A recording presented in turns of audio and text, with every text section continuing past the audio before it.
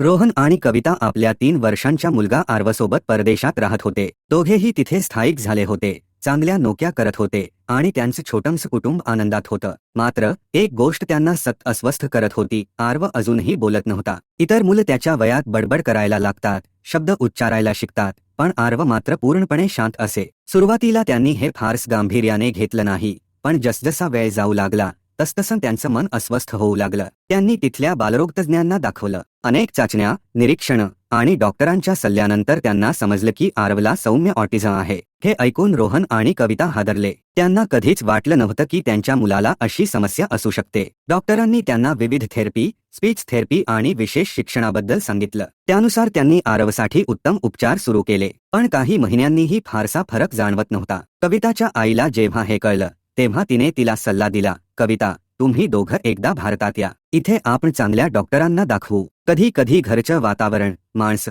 संस्कृती यामुळेही फरक पडतो. रोहन आणि कविता आधी साशंक होते. परदेशातील आधुनिक उपचार सोडून भारतात जाणं योग्य ठरेल का याची त्यांना खात्री नव्हती. पण दुसरीकडे इतके महिने प्रयत्न करूनही आर्वमध्ये फारसा बदल दिसत नव्हता. शेवटी त्यांनी ठरवलं की काही महिने भारतात राहून पाहायचं. भारतात आल्यावर आर्वला आजी आजोबांसोबत राहायला मिळालं. त्यांच्या प्रेमळ सहवासामुळे तो जरा अधिक मोकळा वाटू लागला. कविताची आजी रोज सकाळी गावच्या स्वामींच्या मंदिरात जाई. तिने आर्वला सोबत न्यायला सुरुवात केली. मंदिरात ताशेझांजांच्या नादात होणारी आरती, घंटांचा गजर आणि भक्तिमय वातावरण पाहून आर्व थोडा खुश दिसायचा. तो अजूनही काहीच बोलत नव्हता, पण त्याच्या चेहऱ्यावर एक वेगळं समाधान दिसायचं. एके दिवशी मंदिरात सकाळची आरती सुरू होती. स्वामींच्या मूर्तीसमोर मोठ्या भक्तिभावाने भजन गायलं जात होतं. आर्व आपल्या आजीच्या मांडीवर बसलेला होता. अचानक त्याने मंदिरात प्रतिध्वनी होईल इतक्या स्पष्ट आवाजात एक शब्द उच्चारला, स्वामी.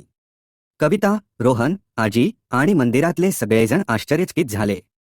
जो आर्व गेली 3 वर्ष एक शब्दही बोलत नव्हता, त्याने इतक्या सहजपणे स्वामी हा शब्द उच्चारला होता. कविताच्या डोळ्यात आनंदाश्रू उभे राहिले. ती धावत आर्वकडे गेली आणि त्याला मिठी मारली. आर्व, बेटा, अजून बोल, ती म्हणाली. पण तो फक्त मंद स्मित करून पुन्हा म्हणाला, स्वामी.